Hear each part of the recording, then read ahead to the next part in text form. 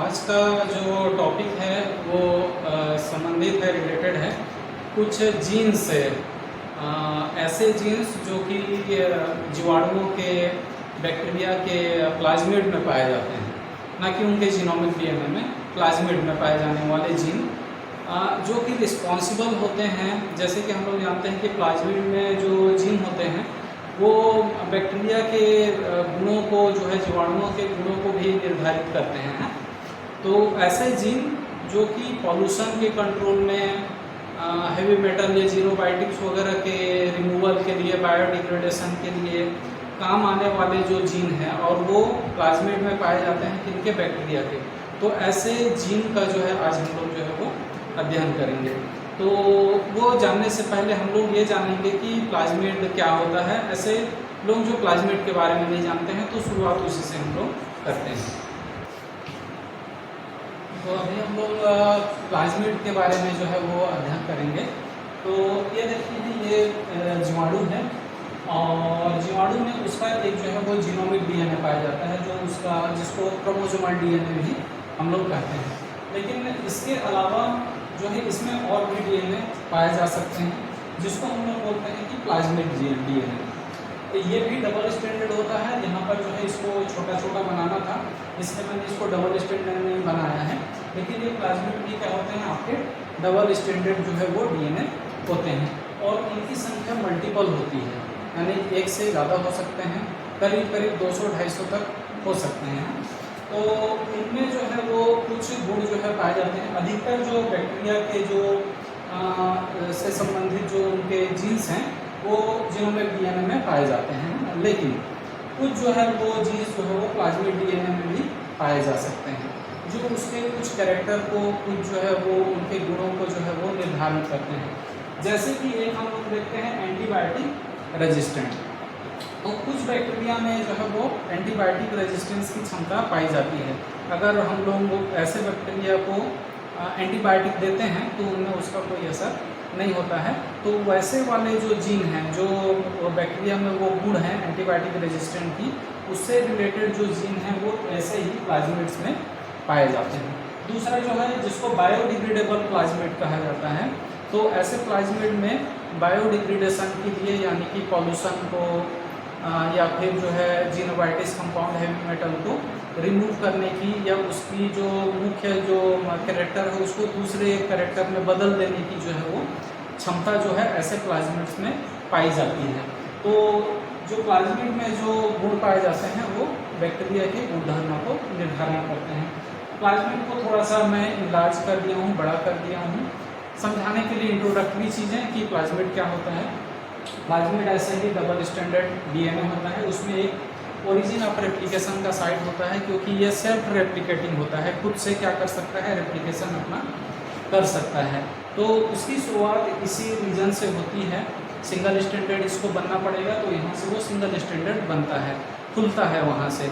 तो ये eighty rich region बोलते हैं। एडेनिन और थाइमिन इसमें ज़्यादा जो है वो पाए जाते हैं इस जगह में। तो उसके कारण जो है यहाँ पर क्या होगा, वो वीक एरिया कहलाएगा, तो खुलना वहीं से शुरू होता है। एक हमने लिखा है ABR, यानी कि एंटीबायोटिक रेजिस्टेंट, जो यहाँ पर मैंने अभी आपको बताया। तो ऐसे जीन्स मौजूद हो सकते हैं इस प्लाज्मिड में, जो कि बैक्टीरिया को क्या करेंगे, एंटीबायोटिक रेजिस्टेंट बनाएंगे। एक हमने यहाँ पर साइट बनाया है, जो कि जहाँ पर लिखा है EcoR1। EcoR1 हम लोग जानते हैं कि ये आपका रेस्ट्रिक्शन एंजाइम होता है, रेस्ट्रिक्शन एंडोन्यूक्लियस होता है।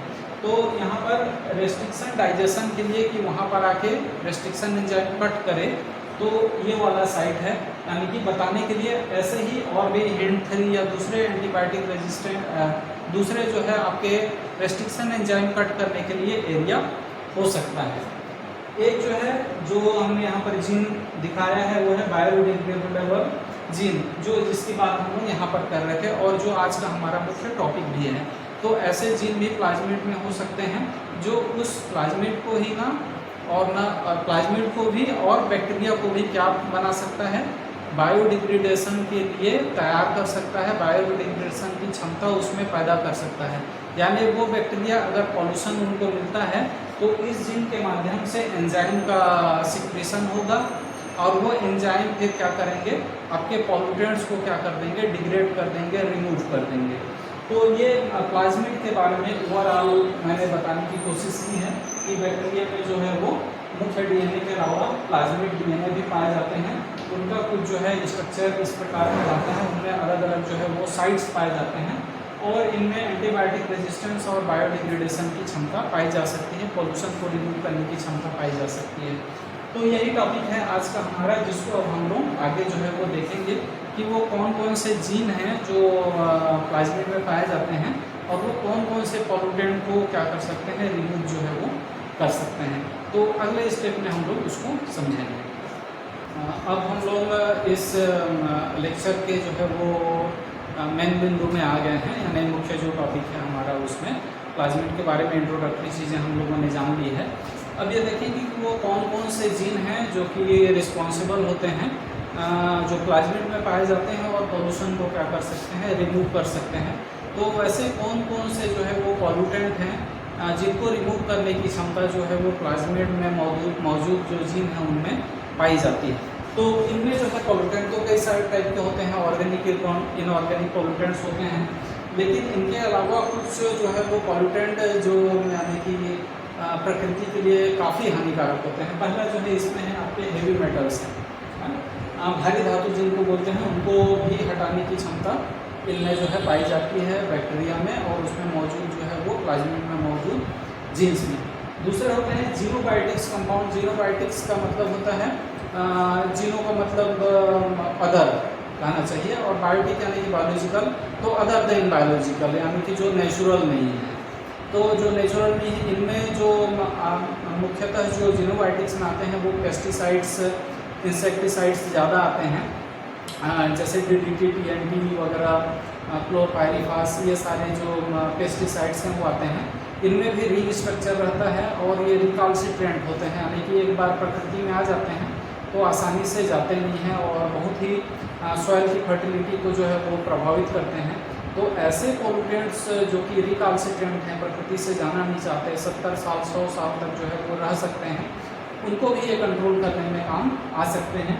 तीसरा टाइप के हैं जो है वो हाइड्रोकार्बन्स। हाइड्रोकार्बन्स को रिमूव करना भी आसान नहीं होता क्योंकि उनमें भी आपके रिंग स्ट्रक्चर जो है वो पाए जाते हैं और रिंग स्ट्रक्चर को ब्रेक करना इतना आसान नहीं होता।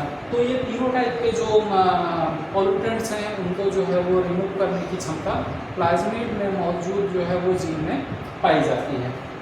इनमें जो है एक चीज़ों को और हम लोग यहाँ पर स्टडी करते हैं कि ये जो जीन्स हैं, जो मौजूद जो जीन्स हैं वो हॉरिजॉन्टल जीन ट्रांसफर के थ्रू जो है वो एक बैक्टीरिया से दूसरे बैक्टीरिया में ट्रांसफ़र हो सकते हैं।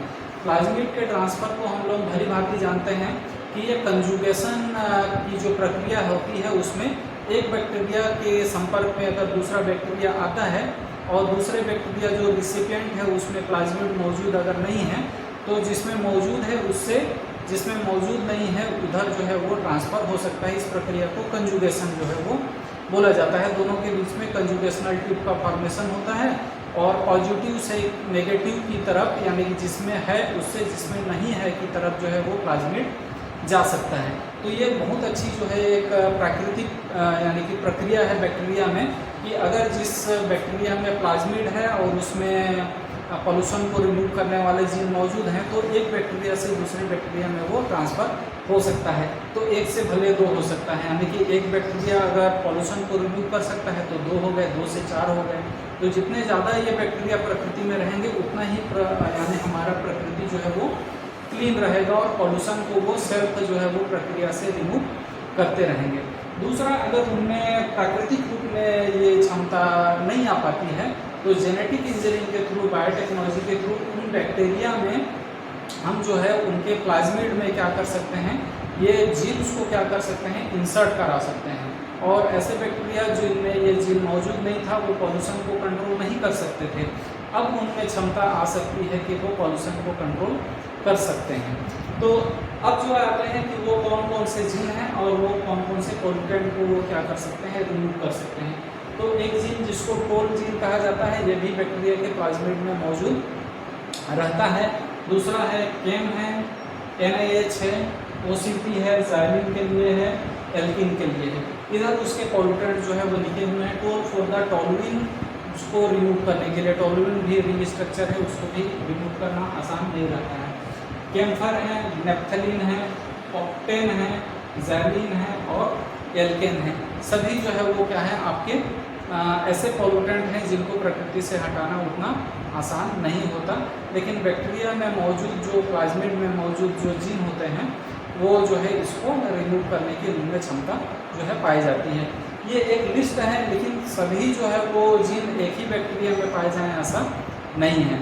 दूसरा जो है बैक्टीरिया में प्लाज्मिड ही पाया जाए ऐसा नहीं है, कुछ बैक्टीरिया में पाए जाते हैं, कुछ में नहीं पाए जाते हैं। लेकिन जैसे मैंने बताया कंजुगेशन से एक बैक्टीरिया से दूसरे बैक्टीरिया में ट्रांसफ़र हो सकता है। तो कोई बैक्टीरिया में केवल एंटीबायोटिक रेजिस्टेंट जीन पाए जाए, कोई में हो सकता है कि ये पॉल्यूशन को कंट्रोल करने वाले बायोडिग्रेडेबल जीन पाए जाएं। हो सकता है कि कोई एक जो है वो जीन पाया जाए, हो सकता है एक से अधिक पाए जाए, हो सकता है सभी पाए जाएं, या हो सकता है ना पाए जाए। तो ये एक लिस्ट है, अलग अलग जो है बैक्टीरिया के प्लाज्मिड में अध्ययन किया गया है, और ये जो है वो उसी से हमने उसको एक लिस्टिंग जो है वो बनाई हुई है। इसके अलावा भी अदर पॉल्यूटेंट्स के लिए जीन मौजूद हो सकते हैं, लेकिन अधिकतर जो जिनके बारे में रिसर्च होते हैं, जानकारी हैं, जो यानी कि वाइडली जिनको जाना गया है, ये इनका जो है वो लिस्ट है।